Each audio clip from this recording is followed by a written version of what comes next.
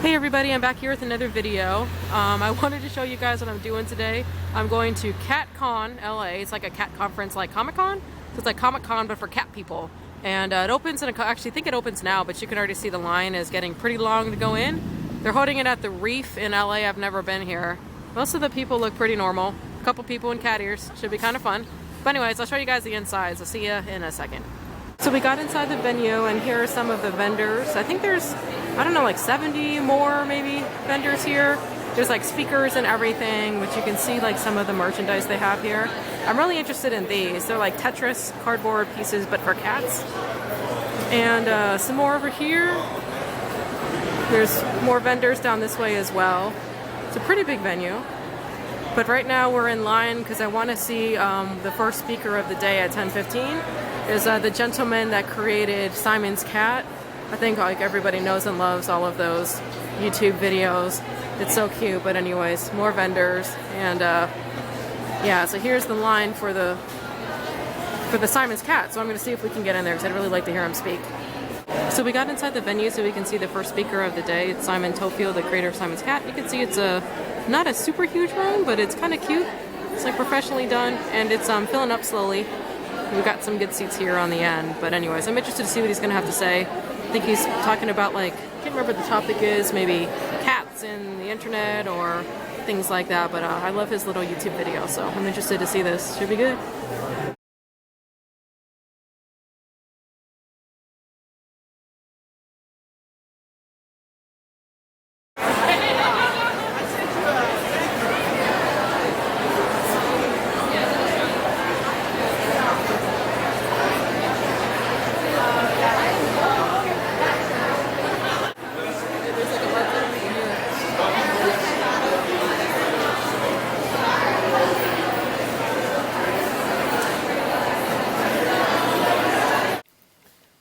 So I didn't get as much footage of CatCon as I actually would have liked to, but me, my husband, and my mom went, and we actually only lasted maybe 4 or 5 hours, and then we left because it was so incredibly crowded. I believe that they thought they were getting maybe around 8,000-ish people over the course of the Saturday and the Sunday, and it was a rousing success. They are planning on doing it again next year. They did say that CatCon LA is coming back next year. So I'm assuming that means that they're coming back to LA. That's where the organizer, she lives here in Los Angeles, so that kind of makes sense. Although she did mention that possibly one year it may go to New York City, so for those of you on the East Coast, that could be good for you. But it was so much fun. Like I said, big crowds. I would say that the Reef is probably too small to have it again next year for the amount of people that were there. There were also some things that I wanted to film. There were people doing like little cat manicures, like putting cat stickers on your nails and fun things like that. I would say out of the vendors, maybe 70% of them were people-oriented, like cat figurines, cat t-shirts, cat stuffed animals, and like cat, portraits. There were a lot of really interesting vendors there, and about 30% were vendors that actually had things for cats. My one complaint, though, about the vendors is that it seemed like a lot of vendors didn't have that much stock there. And I've never been to a convention before, like I've never been to Comic-Con, I don't know how it works, but a lot of the times it was like they tell you about the product and then they say, hey, come to my Etsy shop, or hey, come to my website to buy this. And I just kind of wanted to get the t-shirt or whatever I was interested in there instead of having to go onto a website later. Because truth be told, if it's sort of like an impulse buy, I'm more likely to buy it if it's in front of me. And the chance of me actually going to the website later to buy it is pretty slim. At least that's me. In terms of retail. So for the vendors out there, if anybody watches this and they're going to CatCon next year, I would just recommend taking as much merchandise as you can fit into your booth and just selling what you have there. There was also a Kitnip box. It was a subscription cat box thing for cats where they send you treats and toys. I think it's like 20 or 30 bucks a month for the year. But once again, they weren't taking subscriptions there. They just said, hey, here's a card. Go here to sign up for the box. To be honest, if they had taken my information at the venue, I would have signed up for it if they said, hey, put your information here in this iPad, fill it all out. But I'm just not in the mood to do it now. So for vendors, you want the money, do it there at CatCon. But I wanted to show you guys some of the stuff that I got there at CatCon so you can get an idea of what they were selling. This in front of you here is just a cat bed that one of the vendors was selling. They are like a cat boutique in Los Angeles, and they had a lot of interesting items for cats. Some of the stuff they were a little bit more on the pricey side. But this one here kind of caught my eye because it's a nice like cat bed. It's a nice elevation above the ground, not crazy high. And I did kind of like this. It's like real nice and soft and poofy, and it has Velcro here that sticks it on. It's funny because my male cat will not touch it with a 10-foot pole. I think for some reason he doesn't like the texture of this top. But the girl cat's been on it. They haven't used it a whole lot yet, but I may just put like a fleece blanket over it. But I do like the fact that it looks very contemporary. It's very clean, and it doesn't look like crazy old cat lady furniture. And I think that was one of the big things that I wanted to get. Something that didn't look like something I would get at PetSmart. No offense to PetSmart. One of the other things I got here was this toy, and it actually has like interchangeable things on the top of a wand. If it wasn't so absolutely crowded, I actually would have... Sorry, I have a knot here for some reason. I would have stayed longer to see what some of the other attachments were. This one here is like a little butterfly, and my girl cat, Sam, she absolutely loves this thing. She chases it around, she bats it out of the air, and my boy cat could not care less about this toy. It's kind of interesting.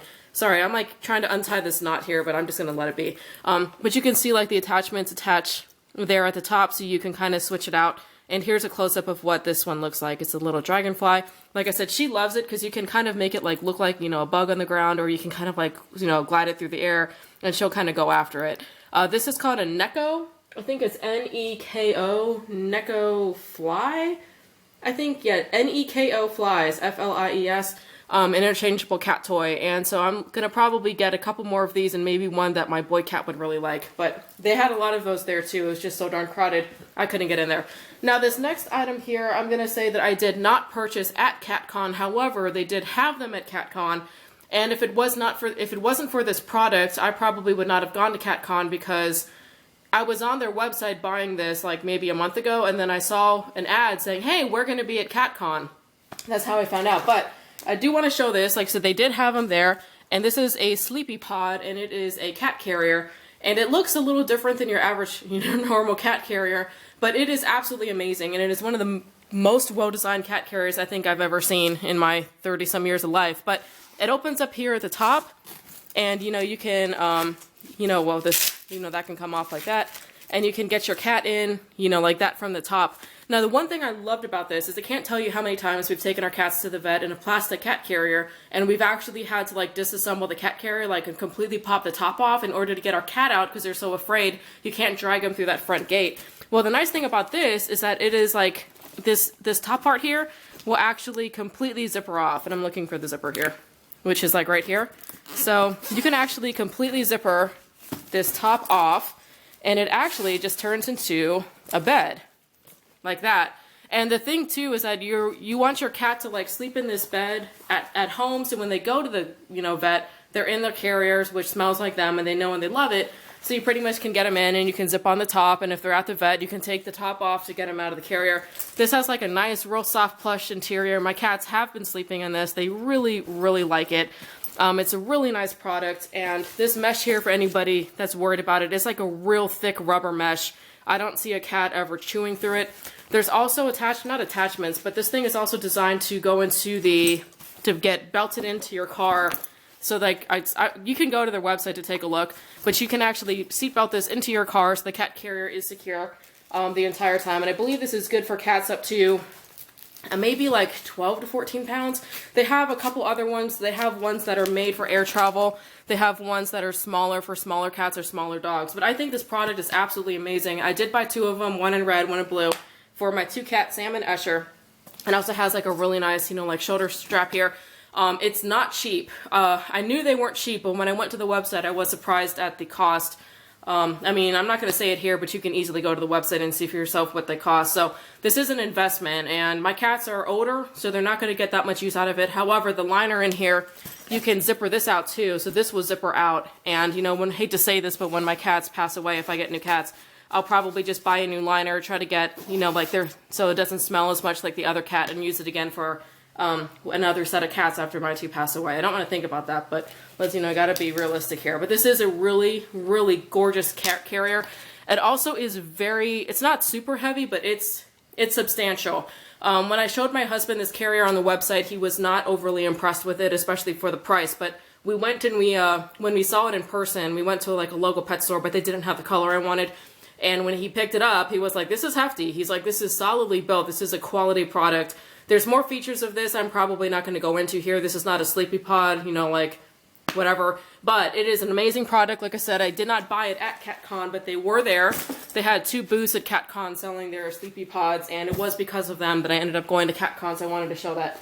So that's all I got for cats, which is kind of sad, at CatCon. Now, the one booth there that was getting a ton of traction was Pusheen. Everybody was swarming the Pusheen booth. They were right near the entrance. It was nuts.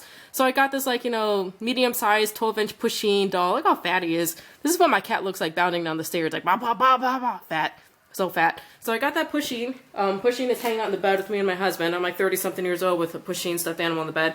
I also got, like, a little, what's this called? Keychain with Pusheen with sunglasses. And I also got a notebook. Pusheen notebook. I got a Pusheen t-shirt. Oh my goodness, their t-shirts are so soft, thin material, but like so soft and comfortable, perfect for a pajama shirt. So I got a dark blue one for a pajama shirt. But if you guys are interested in Pusheen merchandise, there's a lot of it on Amazon Prime. There's actually like really great prices, and if you are an Amazon Prime member, free shipping. So I would highly recommend checking out Amazon Prime for some Pusheen stuff. I also got this other shirt here. It's a CatCon LA shirt. Sorry, it's a little bit wrinkled here. But I got this as another like pajama shirt. I love my pajama shirts. Oh, sorry, you can't see the CatCon thing there. But that one is also like a really nice, soft, like good quality shirt. They had a couple different designs. That's just the one that I ended up with. I also got a couple CatCon LA posters, and this one I wanted on a shirt, but they didn't have it. I think they sold out. But it's CatCon Los Angeles, California. Don't bother me. I got 2 of those. I'm not sure what I'm going to do with them. I'm a little too old to have posters up in my, you know, house. I'm not in college anymore, but I thought that was really cute. Also, Simon Tofield, his speech was amazing to watch. It was really, really good. I'm not going to tell you what he did in there, but they didn't allow us to film, but he was really, really awesome to watch, and the hour or so he was talking went by so fast. But he did a book signing afterwards, and I was a little disappointed because they ran out of books. I didn't have a Simon Tofield book of my own to bring with me, so I was expecting to buy it there.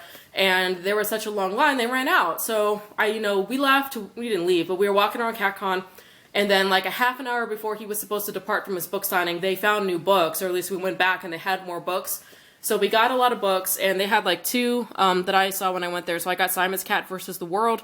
For those of you that like Simon's Cat videos, he is doing them in color now, and he did say he has like an 11-minute color video coming out here pretty soon. He did sign it on the inside, but I'm not going to show you his signature on the inside because it's to my own name and my husband's name, and I don't want to put that out there on YouTube.